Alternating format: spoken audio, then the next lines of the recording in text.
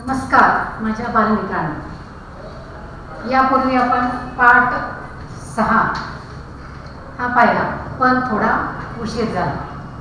आणि या पाठामध्ये आपण पाहिलं की त्या सैनिकाला, त्या वीराला आपल्या आईला भेटण्यासाठी थोडासा उशीर झाला. आणि उशीर झाल्यामुळं त्याची आई हा नश्वर देह सोडून अनंतात विलीन झाली. आणि मग असा मनामध्ये प्रश्न येतो की या वीरांसाठी जर हेलिकॉप्टर किंवा विमानामध्ये त्याला पाठवलं असतं तर कदाचित त्याची आणि त्याच्या आईची भेट झाली असती. असे हे आपल्या तन मन धनाने देशभूमीची सेवा करणारे असे हे देशभक्त शूरवीर, तर यांचा पाठ आपण काल पाहिला. आज आपल्याला पुढचा पाठ पाहायचा आहे. पाठाचं नाव आहे आपले परमवीर. आता पहा, आपले परमवीर हे ना, आपले म्हणजे आपल्या सर्वांचे, आपल्या देशाचे, माझे नाही, आपले. आपले म्हणजे आपल्या सर्वांचे परम. परम म्हणजे श्रेष्ठ.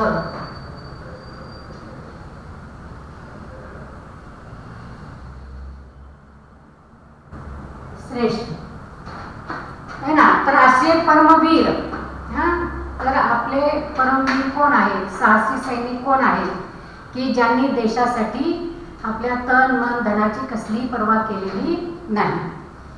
तर या पाठामध्ये आपल्याला 2-3 गोष्टी पाहायच्या. सर्वोच्च मानाचा पुरस्कार हे परमवीर चक्र असतं.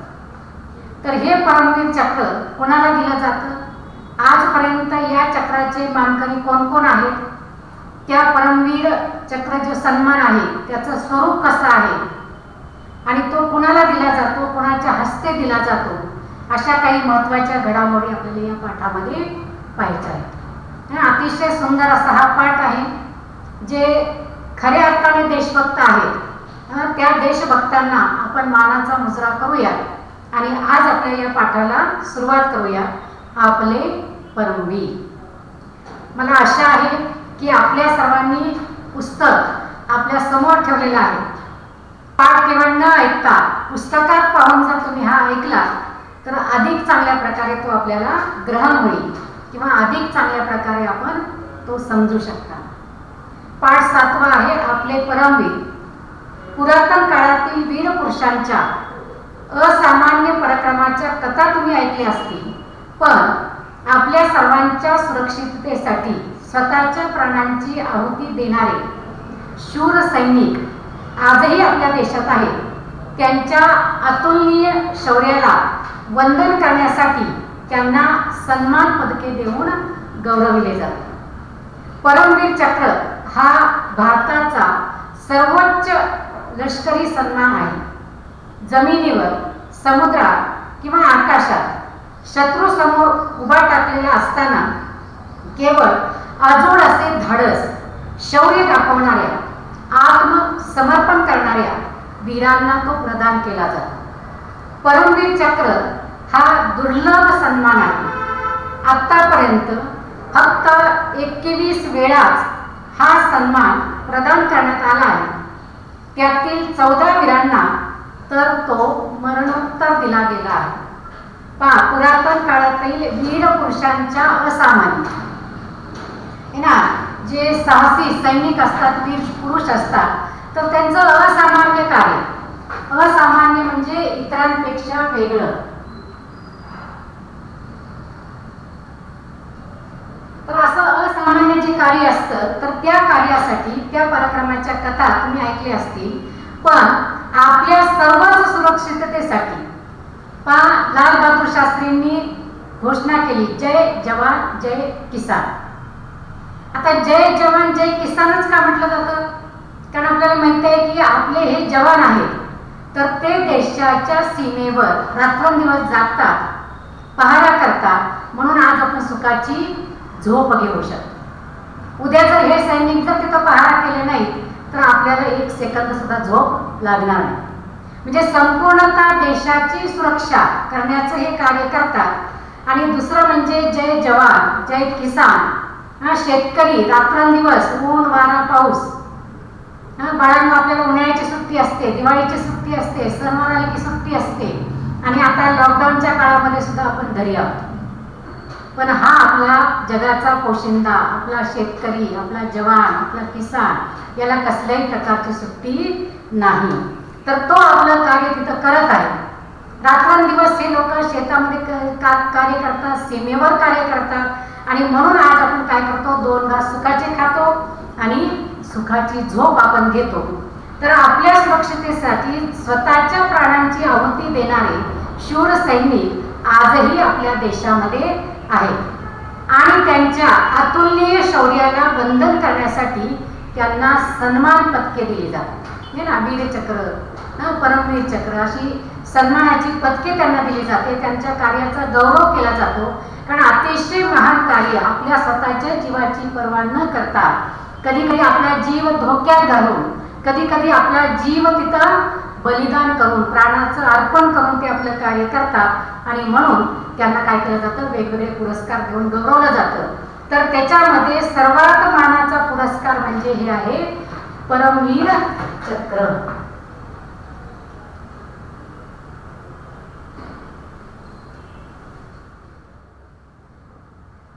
तर हे परमवीर चक्र तर भारतातील सर्वोच्च लष्करी सन्मान आहे. आता लष्करी म्हणजे काय, तर सैन्यांना दिला जाणारा हा पुरस्कार लष्कर, आणि तो लष्करी सन्मान आहे. म्हणजे जे देशभूमीसाठी, देशासाठी कार्य करतात त्यांना दिला जाणारा हा लष्करी सन्मान. कार्य कुठं कुठं केलं जातं, जमिनीवर, समुद्रात आणि आकाशात. ज्याला आपण आर्मी म्हणतो, नेव्ही म्हणतो, आणि वायुदल, एअरफोर्स म्हणतो, असे 3 घटक. तर या तिन्ही याच्यामध्ये समोर समजा एखादा शत्रू असेल, आपण पाहतो कधी कधी शत्रू कुठून येतो, तर आपण म्हणतो तो जहाजाने आला. कधी कधी काय होतं, विमानातून हल्ला केला जातो, आणि कधी कधी जमीन येतो, है ना. जमिनीवर काय केलं जातं, भारत आणि समजा चीन किंवा भारत पाकिस्तान यांची जी सीमारेषा असते तिथं ते लोक काय करतात, जमिनीच्या लपत छपत येतात आणि हमला करू शकतात. तर असं हे जमिनीवर, समुद्रात आणि आकाशात शत्रू समोर उभा टाकलेला असताना केवळ अजोड असं धाडस, ज्या अजोड म्हणजे काय, ज्याची तुलना आपण कशाबरोबर करू शकत नाही, असं अजोड,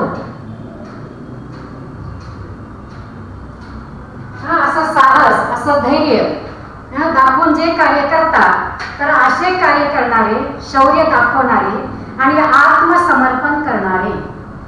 आत्मसमर्पण म्हणजे आपल्या प्राणाचं बलिदान करणारे, आपल्या जीवनाचा विचार न करणारे.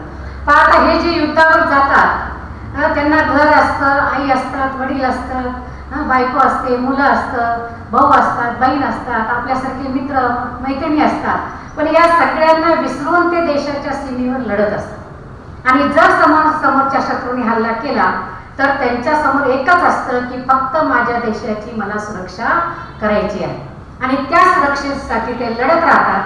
तर असं हे शौर्य दाखवणाऱ्या, आत्मसमर्पण करणाऱ्या वीरांना तो प्रदान केला जातो.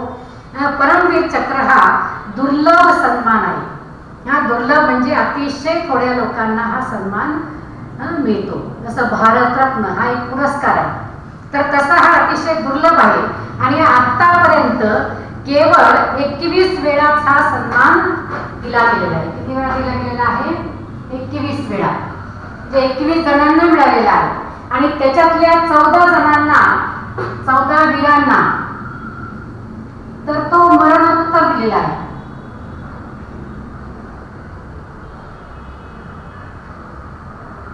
मरणोत्तर म्हणजे त्यांच्या मृत्यूच्या नंतर, म्हणजे हे देशाच्या सुरक्षेसाठी आपल्या ते प्राणांची आहुती देतात, बलिदान देतात, आणि मग अशा प्रकारे त्यांनी आपल्या शरीराचा त्याग केला की नंतर त्यांना तो पुरस्कार दिला गेलेला आहे. आता पहा, परमवीर चक्राची माहिती आपल्याला दिलेली आहे. तुम्ही पाहू शकता की इथं हे पदक आपल्याला दाखवलेलं आहे. तर त्या पदकाची आपण माहिती पाहूया. परमवीर चक्र पदक दिसायला अगदी साधे, कास्य धातूपासून बनवलेले, छोट्या आडव्या दांडीवर सहज मिळेल असे गडद जांभळी कापडी पट्टी हे त्याचे वैशिष्ट्य. पदकाच्या दर्शनी बाजूला मधोमध भारताचे राष्ट्रीय बोध चिन्ह आहे. पदकाच्या मागच्या बाजूला परमवीर चक्र हे इंग्रजी आणि हिंदीत गोलाकार कोरलेले आहे. त्याच्यामध्ये 2 कमल पुष्पे आहेत. आता हे आपल्याला थोडंसं स्पष्ट दिसत नाहीये, पण आपण तरी सुद्धा थोडंसं बारकाने लक्ष दिलं तर आपल्या लक्षात येईल. किंवा आपण आज पाहतो आंतरजाल, ज्याला आपण म्हणतो इंटरनेट, याच्यावर जर तुम्ही परमवीर चक्र टाकलं तर त्याच्या चित्रासहित तुम्हाला सगळी माहिती मिळेल. तर आता हे परमवीर चक्र दिसायला खूप साधे आहे, पण कास्य धातू म्हणजे तांबा आणि पितळ असं मिक्स करून एक धातू तयार केला जातो, त्याला म्हटलं जातं कास्य. आपण ऐकतो खेळामध्ये 3 पदक असतात, एक सुवर्ण पदक, दुसरं असतं रौप्य पदक आणि तिसरं असतं कास्य पदक. तर हे कास्य धातूपासून बनवलेलं आणि छोट्या आडव्या दांडीवर सहज फिरेल असतं. छोटीशी अशी आडवी दांडी असते आणि त्याच्यावर ते मागं पुढं असं कसंही सहज फिरेल असं असतं. गडद जांभळी पट्टी म्हणजे वरच्या बाजूला त्याची काय असते, अशी गडद आकाराची जांभळ्या रंगाची पट्टी असते. आणि ह्या जांभळ्या रंगाच्या कापडी पट्टी हे त्याचं वैशिष्ट्य. पहा, रंगांची विविधता असते. आपल्या राष्ट्रीय ध्वजामध्ये भगवा, पांढरा, हिरवा हे 3च रंग आहेत आणि त्या 3 रंगाचं वैशिष्ट्य आहे. तसं प्रत्येक रंगाचं आपलं एक वैशिष्ट्य असतं. तर तसं या जांभळ्या रंगाचं एक वैशिष्ट्य आहे, ती जांभळ्या रंगाची पट्टी आहे. पताकाच्या दर्शनी बाजूला मधोमध भारताचे राष्ट्रीय चिन्ह आहे. आता हे जे पदक आहे ते जांभळी पट्टी आहे आणि ह्याच्या खाली जे चिन्ह आहे तर याच्यामध्ये मग काय आहे, भारताचं चिन्ह आहे. कोणतं चिन्ह आहे तर राष्ट्राचं बोध चिन्ह आहे. आणि पदकाच्या मागील बाजूला परमवीर चक्र हे इंग्रजी आणि हिंदी या 2 भाषांमध्ये गोलाकार लिहिलेलं आहे. गोलाकार म्हणजे अशा आकारामध्ये गोलाकार काय लिहिलेलं आहे, परमवीर चक्र असं लिहिलेलं आहे. आणि त्याच्या मधोमध 2 कमल पुष्प आहे. पण जसं वेगवेगळ्या रंगाचं आपापलं एक वैशिष्ट्य आहे, आपलं एक त्याचं आता जसं आपण पाहतो पिवळा रंग म्हटलं की आनंदाचं प्रतीक आहे ना, पांढरा रंग म्हटलं की शांततेचं किंवा पवित्रतेचं प्रतीक आहे. तर तसं हे जांभळ्या रंगाचं एक वेगळं प्रसन्नता किंवा संपन्नतेचं असं एक प्रतीक आहे. आणि त्याचबरोबर हिंदी गोलाकार अक्षरामध्ये परमवीर असं लिहिलेलं आहे आणि त्याच्या खालच्या बाजूला 2 कमल पुष्प आहे. जसं रंगाचं वैशिष्ट्य वेगळं असतं तसं फुलांचंही वैशिष्ट्य वेगळं असतं. प्रत्येक फुलाचा गंध वेगळा, प्रत्येक फुलाचा आकार वेगळा, प्रत्येक फुलाचं वास वेगळा, सुगंध वेगळा, वैशिष्ट्य वेगळं है ना. आपण पाहतो की धोत्र्याचं फूल जे साधं असतं कुठेही उगवतं. काल परवा तुम्ही हरतालिकेची पूजा केली, त्या हरतालिकेच्या पूजेला धोत्र्याचं फूल अवश्य वाहतच. एरवी त्या फुलाकडे कोणी पाहणार नाही, पण त्या दिवशी ते धोत्र्याचं फूल वाहिलं जातं, म्हणजे त्याचं एक वैशिष्ट्य आहे. तर तसं या कमळाच्या फुलाचं वैशिष्ट्य म्हणजे कमळाचं फूल दलदलीमध्ये चिखलामध्ये वाढतं आणि जर वर आलं ते वर पाहिलं तर त्याच्यावर एक चिखलाचा डाग नसतो, म्हणजे कसल्याही प्रकारचा कलंक तो आपल्यावर ठेवून घेत नाही. तर असं हे कमळाचं फूल आणि ते कमळ पुष्पे त्याच्या बाजूला आहे. परमवीर चक्र पदकाचे डिझाईन सावित्रीबाई खानोलकर यांनी तयार केले. पहा, कोणी तयार केले, सावित्रीबाई खानोलकर.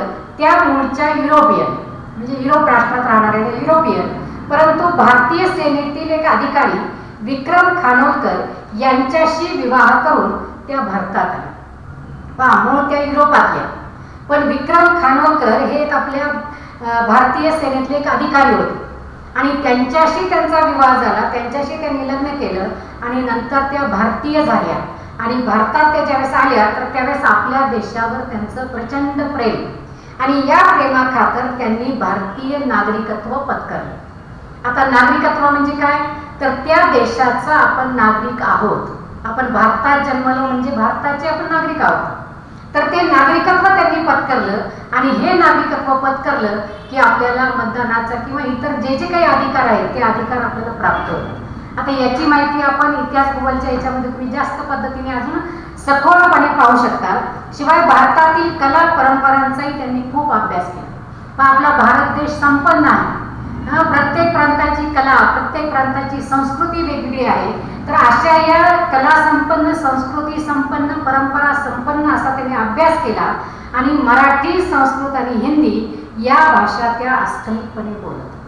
पहा, युरोपियन म्हटलं की इंग्रजी भाषा है ना, तर इंग्रजी भाषा तर त्यांनी जाणतच होते. आपण भारतात आल्यानंतर त्यांनी मराठी, हिंदी आणि संस्कृत. आपल्याला माहिती आहे आपल्या महाराष्ट्राची भाषा आहे मराठी, आपली प्राचीन भाषा आहे संस्कृत आणि आपली राष्ट्रभाषा आहे हिंदी.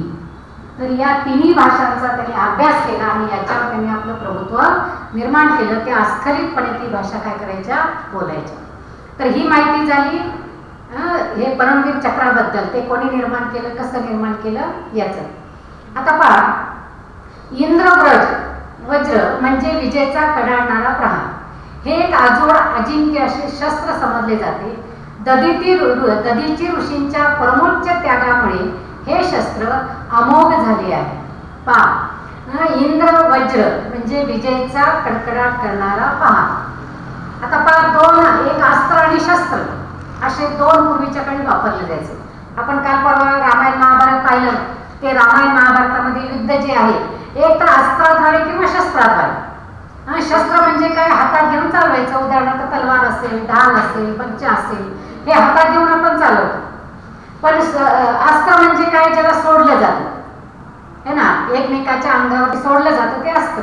तर ते शस्त्र, तर तिथं काय, इंद्रवाज्य म्हणजे विजेचा कडाडणारा प्रहार. हे एक आजोड अजिंक्य असे शस्त्र समजले जाते.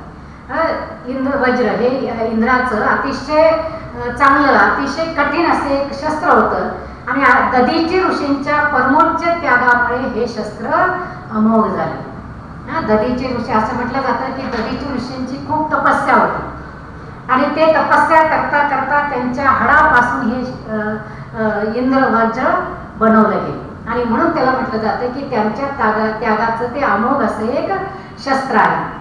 आता इंद्रवज्र कसे तयार झाले त्याविषयी एक दंतकथा सांगितली जाते. दंतकथा म्हणजे पुरातन काळात ती कथा, आता ती घडलेली आहे का नाही हे आपण सांगू शकत नाही. जसं रामायण आहे, महाभारत आहे, त्या काळामध्ये ते घडलंय का नाही आपण सांगू शकत नाही. पण त्या कथा आपण काय करतो, अतिशय आनंदाने, अतिशय एकाग्रतेने आपण ऐकतो. तर त्याविषयीची एक दंतकथा आहे. हजारो वर्षापूर्वी एका राक्षसाने जगातले सगळे पाणी पळवून नेले.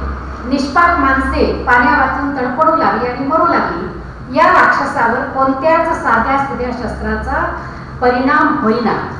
मग ते लाकडाचे असो नाही तर धातूचे. त्याला हरवेल असे अमोघ शस्त्र बनवण्यासाठी काहीतरी दिव्य पदार्थ हवा होता. तो कुठे मिळणार? ददीची ऋषींच्या हाडामध्ये असे दिव्य सामर्थ्य होते आणि ददीची ऋषींचे मानसिक सामर्थ्यही तेवढेच मोठे होते. लोकांच्या कल्याणासाठी त्यांनी स्वतःच आपल्या प्राणांची आहुती दिली आणि आपल्या अस्थींचे दान केले. या अस्थीतूनच तळपणारे इंद्र वज्र तयार झाले. राक्षसांचे निर्दालन झाले. दंतकथा कशी आहे तर असं सांगतात की हजारो वर्षापूर्वी राक्षसांनी काय केलं, या जगातलं सगळं पाणी पळवून नेलं. आता आपल्याला विश्वास बसत नाही कारण राक्षस आपण कधी पाहिला नाही. पण काही लोक राक्षसी वृत्तीचे असतात. चांगल्या चाललेल्या गोष्टीला कुठंतरी खीळ लावतात. तर अशी दंतकथा सांगितली जाते की या राक्षसांनी सगळं पाणी पळवून नेलं. कारण जेवढी ताकद देवांमध्ये आहे तेवढीच ताकद दानवांमध्ये आहे, म्हणजे राक्षसांमध्ये आहे. तर पळून गेल्यानंतर मग आपली निष्पाप माणसे काय करू होऊ लागली, पाण्या वाचून तर पडू लागली. कारण आपल्याला माहित आहे की अन्न, पाणी आणि हवा हे आपल्या जीवनासाठी आवश्यक आहे. म्हणजे या पृथ्वीवर जे जे सजीव आहेत त्या सजीवांना या तीन घटकांची अत्यंत आवश्यकता असते. तर ते निष्पाप माणसे पाण्या वाचून तडपडू लागली. केवळ मानवच नाही तर मानवाबरोबर सजीव सृष्टी सुद्धा तडपडू लागली आणि मग या राक्षसांवर हल्ला केला. मग तो काही लाकडांचे शस्त्र होते, अस्त्र होते, काही धातूंचे होते, त्यांनी हल्ला केला पण तरी सुद्धा काही त्यांच्यावर परिणाम होईना. आणि शेवटी मग ददीची ऋषींच्या हाडामध्ये असं एक दिव्य सामर्थ्य होतं. दिव्य म्हणजे असामान्य, अतिशय श्रेष्ठ, अतिशय उत्कृष्ट, सामर्थ्यशाली, शक्तिशाली असं सामर्थ्य होतं. आणि मग जेवढं त्यांच्या त्या हाडांमध्ये होतं तेवढंच त्यांचं मानसिक सामर्थ्य सुद्धा खूप होतं. आणि मग या दोन्ही शारीरिक आणि मानसिक अशा दोन्ही सामर्थ्याच्या जोरावर त्यांनी असं ठरवलं की जर माझ्यासाठी लाखो लोकांचे जर प्राण वाचत असतील, करोडो लोकांचे जर प्राण वाचत असतील तर काय हरकत आहे. म्हणून त्यांनी काय केलं, या सर्वांसाठी स्वतःच्या आपल्या प्राणांची आहुती दिली. प्राण अर्पण त्यांनी केले. आहुती देणे म्हणजे प्राण अर्पण करणे. आणि मग ज्यावेळेस त्यांनी प्राण अर्पण केलं तर ज्यावेळेस त्यांच्या त्या अस्थी अस्थी राहिल्या. अस्थी म्हणजे आपल्या शरीरात असलेली हाडे. तर जे हाडे होते तर त्या हाडापासून ते इंद्र वज्र तयार केलं आणि ते इंद्रवज्र इतकं ताकदवान होतं की ते सोडल्यानंतर या राक्षसांचं निर्दालन झालं, म्हणजे त्यांना पराजित केलं गेलं, त्यांना हरवलं गेलं. दधीची ऋषींच्या अस्थींमुळे इंद्रवज्राला सामर्थ्य मिळाले, तसेच अमोघ सामर्थ्य भारतीय सेनेला मिळते. हे परमवीरांकडून त्यांच्या शौर्यातून, त्यांच्या अत्युच्च अशा बलिदानातून पा अशी एक दंतकथा सांगितली जाते. पण खऱ्या अर्थाने आपल्या जगामध्ये, आपल्या भारतभूमीमध्ये ही खरे दधीची ऋषी आहे. आणि हे खरे दधीची ऋषी म्हणजे कोण आहेत? हे जे आर्मीमध्ये काम करतात किंवा समुद्रामध्ये काम करतात किंवा आकाशामध्ये जे कार्य करतात सैनिक, तर जमिनीवर कार्य करणारे हे जे सैनिक आहेत खऱ्या अर्थाने दधीचे आहेत. आणि या दधीची ऋषींच्या अस्थीमुळे जसं इंद्रवज्राला सामर्थ्य मिळालं, तसं अमोघ सामर्थ्य आपल्या या भारतीय सेनेला मिळालं. ते या परमवीरांकडून आणि त्यांच्या शौर्यातून, म्हणजे ते साहस करतात, जे धाडस दाखवतात, तर अत्युच्च असं बलिदान. स्वतःसाठी तर कोणीही जगतो, पण इतरांसाठी आपण जे कार्य करतो त्या कार्याला एक अनमोल असतं, म्हणजे ते कार्य त्याचं आपण किंमत कशाबरोबर करू शकत नाही. तर त्याच्यामुळे काय झालेलं आहे, आपल्या या देशाला एक अत्युच्च असं सुरक्षितता प्राप्त झाली आणि खऱ्या अर्थाने हेच दधीची ऋषी आहेत. आता पान याच्यामध्ये तिसरा भाग जो आहे बाळांनो, ते पान नंबर 25 वर 21 महान परमवीर कोण आहे. तर त्याच्यामध्ये आहे major Somnath Sharma, lance Naik Karam Singh, second lieutenant Raghoba Rane Naik, Jadunath Singh, company havildar major Piru, captain Gurbachan Singh Salaria, major Dhan Singh Thapa, subedar Joginder Singh, major Shaitan Singh, company quarter master havildar Abdul Hamid, lieutenant colonel Ardeshir Burzorji Tarapore, lance Naik Albert Ekka, second lieutenant Arun Khetarpal, major Hoshiar Singh, naib subedar Bana Singh, major Ramaswamy Parameswaran, lieutenant Manoj Kumar Pandey, grenadier Yogendra Singh Yadav, रायफलमॅन Sanjay Kumar, captain Vikram Batra, flying officer Nirmaljit शेखाम. तर या 21 जणांमध्ये 14 जणांना काय झालेलं आहे, ते मरणोत्तर मिळालेलं आहे आणि टोटल आजपर्यंत 21 जणांना हे मिळालेलं आहे. तर त्याच्यामध्ये आपल्याला पाहायचंय की फ्लाइंग ऑफिसर निर्मलजीत शेखाम, तर यांचे हे कार्य म्हणजे अतुलनीय असतं, अतिशय म्हणजे वाखाणण्याजोगं त्यांचं हे कार्य असतं आणि त्यावेळेस हा पुरस्कार दिला जातो. तर फ्लाइंग ऑफिसर निर्मलजीत सिंग शेखार एक 10,877 FP-PVC स्क्वॉड्रन नंबर 18 आणि पुढं दी फ्लाइंग बुलेट्स. तर ह्यांच्या ज्या तुकडे असतात वेगवेगळ्या, त्या तुकड्यांना अशी नावं दिली जातात. त्यांचं एक सैन्याचं दल असतं, त्या दलाला नावं दिलं जातं आणि त्याच्यामध्ये मग major, captain, lieutenant, first lieutenant, second lieutenant अशी त्यांची पदं असतात आणि ते त्या काय करत असतात, संपूर्ण ते आपल्या सैन्याच्या तुकडीचं सगळा कार्यभार पाहत असतात. तर त्याच्यामध्ये यांचं आहे 10,877 FP-PVC स्क्वॉड्रन नंबर 18 दी फ्लाइंग बुलेट्स.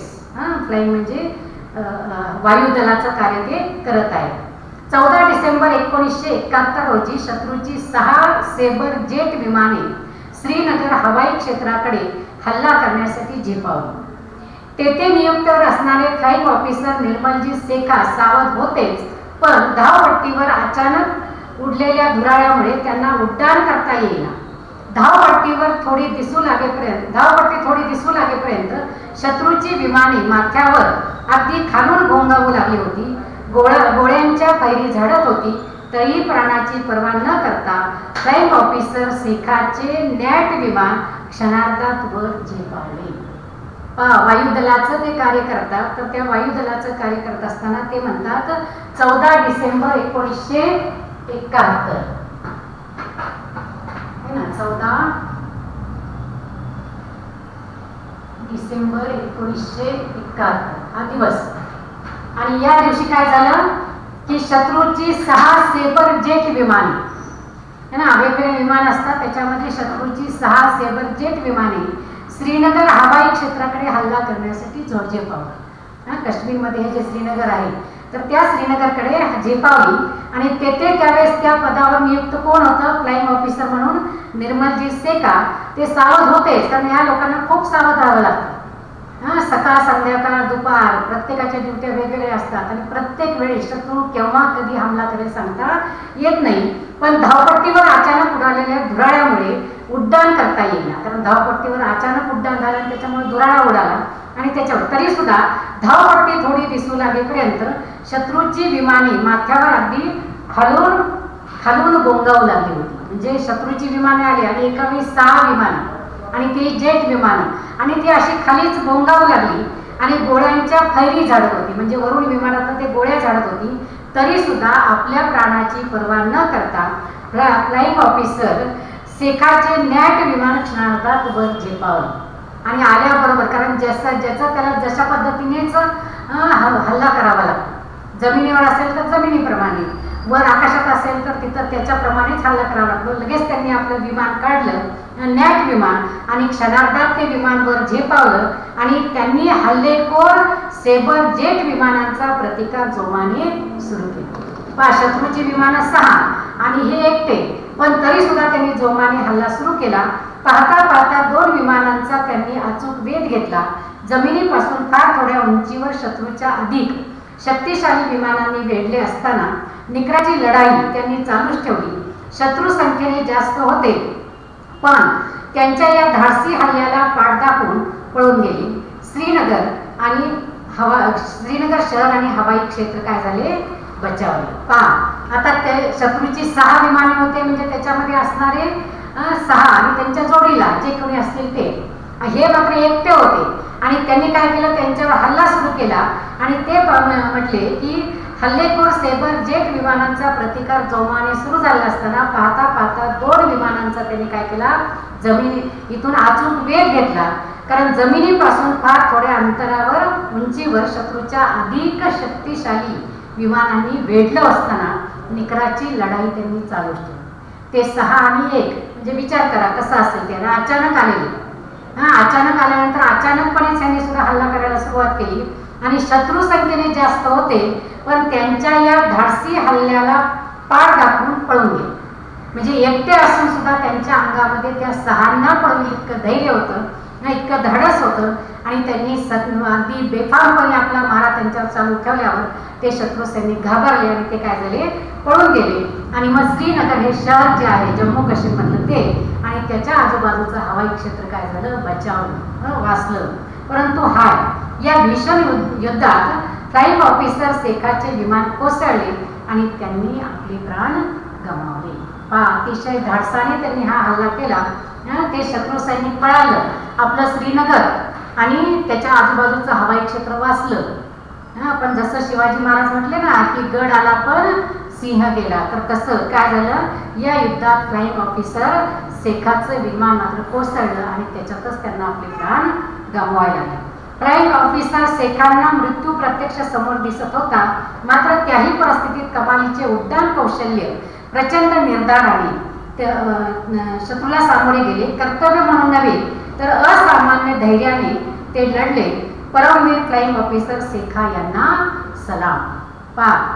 फ्लाइंग ऑफिसर सेखांना मृत्यू आपल्या समोर दिसत होता, कारण 6 जेट विमानं आणि आपण एकट्याने त्याच्यावर हल्ला करणं हे काही सोपं काम नव्हतं.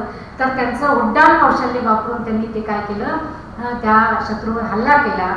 2 पहिल्यांदा त्यांनी हरवले, असं ते त्यांचं ते शौर्य बघितलं, त्यांचं ते अंगावर धावून जाणं पाहिलं, आपल्या देशाप्रती त्यांचं प्रेम पाहिलं आणि ते शत्रूंचे जे 6 जेट विमानं होते ते पळून गेले आणि मग निर्धाराने ते शत्रूला सामोरे गेले. कर्तव्य म्हणून नव्हे तर एक असामान्य धैर्याने ते लढले. कर्तव्य तर होतच होतं, पण असामान्य धैर्य, भारत भूमीबद्दलचं प्रेम, एक निष्ठा त्यांच्यामध्ये आली आणि त्यांनी धैर्याने त्याला लढा दिला. ते 6 विमानं गेले, पण यांना आपले प्राण गमवावे लागले. तर अशा या परमवीर फ्लाइंग ऑफिसर सेखा यांना आपला मानाचा सलाम. देशसेवेसाठी प्राणाचे मोल देणारे या परमवीर चक्रांची माहिती आपल्याला इथं दिलेलं आहे. www.परमवीरचक्र कॉम या इंटरनेटवरील संकेतस्थळावर जरूर वाचा. हे परमवीर विविध जाती धर्माचे आहेत असे तुम्हाला दिसेल. आपल्या जखमा आणि प्राणांतिक वेदनाची पर्वा न बाळगता परमवीरांनी शत्रूशी 2 हात कसे केले, त्यांच्या प्रेरक स्फूर्तिदायक हकीकते जरूर मिळवा आणि वाचा. तर अवश्य बाळांना, आता आपल्याला वेळ खूप आहे, तर थोडंसं तुम्ही हे संकेतस्थळावर जावा आणि इंटरनेटद्वारे या परमवीर चक्र आणि त्याच्याबद्दलची माहिती अधिक कशी मिळवता येईल त्याचा प्रयत्न करा. कोणी कोणी आपले ह्याच्यामध्ये प्राणाची आहुती दिली, कुणाकुणाला परमवीर चक्र मिळाले, कोणत्या कार्याबद्दल त्यांना ते परमवीर चक्र मिळाले, आणि हे परमवीर चक्र प्राप्त असलेले जे आहे ते अनेक जाती धर्माचे आहेत हे आपल्या लक्षात येईल. तर ती माहिती अवश्य तुम्ही मिळवा. या पाठाच्या शेवटी मी असं सांगेल की नक्कीच आपण या सर्वांना पुन्हा एकदा मानाचा मुजरा करूया. हा पाठ आपल्याला थोड्याफार का विना प्रमाणात समजला असेलच ही आशा धरते. आता याच्या खाली स्वाध्याय दिलेला आहे. त्या स्वाध्यायामध्ये पहिला प्रश्न आहे की 2-3 वाक्यामध्ये उत्तरे लिहा. प्रश्न दुसरा आहे, क्राईम ऑफिसर निर्मलजीत सेका हे शत्रूशी धैर्याने लढले, त्याचे 5-6 वाक्यात वर्णन करा. परमवीर चक्रधारकांची माहिती वाचून आपल्याला कोणती प्रेरणा व स्फूर्ती मिळते ते लिहा. आपले परमवीर व दधीची ऋषी यांच्यात तुम्हाला कोणते साम्य आढळते ते लिहा. परमवीर चक्राची माहिती खालील मुद्द्यांच्या आधारे लिहा. त्याचबरोबर खाली खेळूया शब्दांशी आहे. शब्द समूहांचा वाक्यात उपयोग करायचा आहे. समानार्थी शब्द लिहायचे आहेत आणि खाली उपक्रम आहे. परमवीर चक्र मिळालेल्या 21 महान परमवीरांचा नावांचा तक्ता वर्गात लावा. परमवीर चक्राचे चित्र काढा आणि रंगवा. आता हा लॉकडाऊनचा काळ आहे, सुट्ट्याचा काळ आहे, तोपर्यंत आपण हा उपक्रम करू शकतो. आणि ज्यावेळेस आपली शाळा सुरू होईल त्यावेळेस नक्कीच मला आशा आहे की आपल्यापैकी बऱ्याच जणांनी असे चित्र काढलं असेल, त्यांच्या नावांची यादी केली असेल. तो तक्ता आपण नक्कीच वर्गात लावूया आणि आंतरजालावरून आपल्या परमवीरांची चित्रे मिळवा. चित्र, नाव व 5-6 वाक्यात त्यांची माहिती या पद्धतीने चिटकवावी. हे वहीमध्ये करायला काही हरकत नाही. तर अशा पद्धतीने पुढे आहे सर्वनाम मी आपल्याला शिकवलेलं आहे, तेही लक्षात घ्या. तर अशा पद्धतीने हा पाठ आज आपण इथे शिकलेलो आहोत. नक्कीच तो पाठ आपल्याला समजला असेल. पुन्हा तो पाठ तुम्ही वाचा आणि आंतरजालाच्या साह्याने त्याच्यावर अधिक माहिती मिळवण्याचा प्रयत्न करा आणि तो प्रयत्न तुम्ही कराल. अशा या परमवीर चक्र ज्यांना ज्यांना मिळालं त्याच्यातून प्रेरणा घेऊन, त्याच्यातून स्फूर्ती घेऊन आपल्यापैकी कुणीतरी असं भारतभूमीच्या सेवेसाठी प्रेरित व्हा ही अपेक्षा करते आणि मी माझ्या शब्दांना विराम देते. हा पाठ संपला. याच्यानंतर आपली परीक्षा लवकरच होणार आहे आणि त्या परीक्षेच्या दृष्टीने आपण अभ्यास करत असताल ही आशा धरते. सर्व जर तुम्ही ठीक आहात, स्वस्थ आहात, मस्त आहात, आनंदी आहात आणि आनंदीच राहा अशी भावना, अशी ईश्वरचरणी प्रार्थना करून